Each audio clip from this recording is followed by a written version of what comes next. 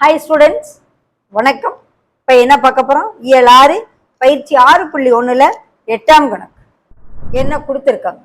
Cos theta is to sine theta equal to 1:2. அதாவது cos தீட்டாவையும் sine தீட்டாவையும் விகிதம் எடுத்தோம்னா அது 1:2ன்னா 8 cos theta minus 2 sine theta by 4 cos theta plus 2 sine தீட்டாவின் மதிப்புகளை காணும்னு சொல்லி கொடுத்துருக்காங்க.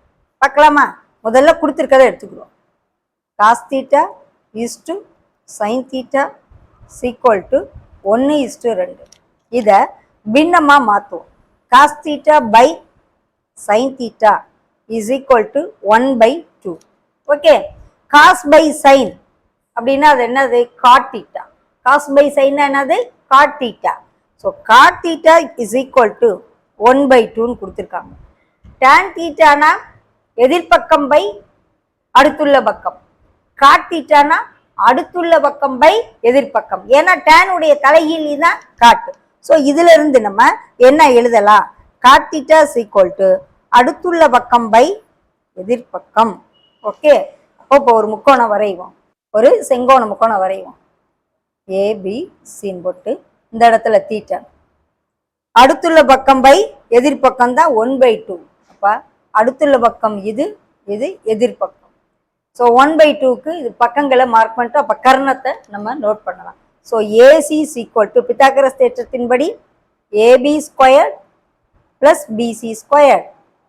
ஸோ ஏபி ஸ்கொயர்டுக்கு 2 ஸ்கொயர், ஏசி ஸ்கொயர்டுக்கு 1 ஸ்கொயர், 4 + 1 √5.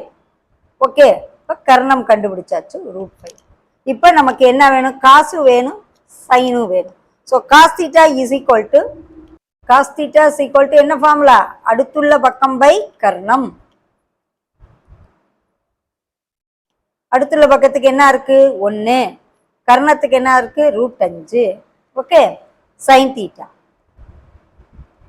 இது காஸ் தீட்டா, இப்போ சைன் தீட்டா எதிர்பக்கம் பை கர்ணம். எதிர்பக்கம் என்னது? 2, கர்ணம் √5. Sine theta is equal to 2/√5. Cos theta is equal to 1/√5. இதில் சப்ஸ்டியூட் பண்ணால் வேல்யூ கிடைச்சு. So 8 cos theta minus 2 sine theta by 4 cos theta plus 2 sine theta is equal to, முதல்ல எல்லாத்துக்கும் காமனாக ஒரு 2 வெளியே எடுக்க முடியும், எடுத்துடலாம். சிம்பிளை பண்ணிக்கிறோம். 4 cos theta minus sine theta by 2 இங்கே கீழே எடுங்க, 2 cos theta plus sine theta. Okay, இந்த 2 கேன்சல் ஆகிடும். எல்லாத்துக்கும் 2 காமனாக இருக்கிறனால 2 கட் பண்ணியாச்சு. இப்போ substitute 4 cos theta minus sine theta by 2 cos theta plus sine theta. இப்போ வேல்யூ போடுவோமா? இஸ் ஈக்குவல் டு 4 இன்ட்டு காசுக்கு என்ன? 1/√5 மைனஸ் சைனுக்கு என்ன? 2/√5.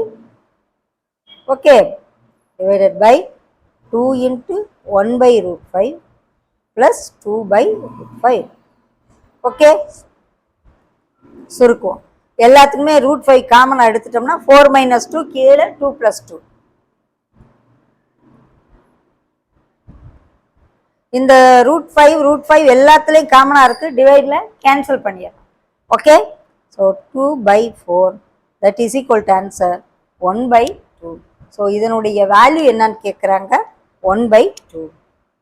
So 8 cos theta minus 2 sine theta by 4 cos theta plus 2 sine தீட்டாவுடைய வேல்யூ 1/2.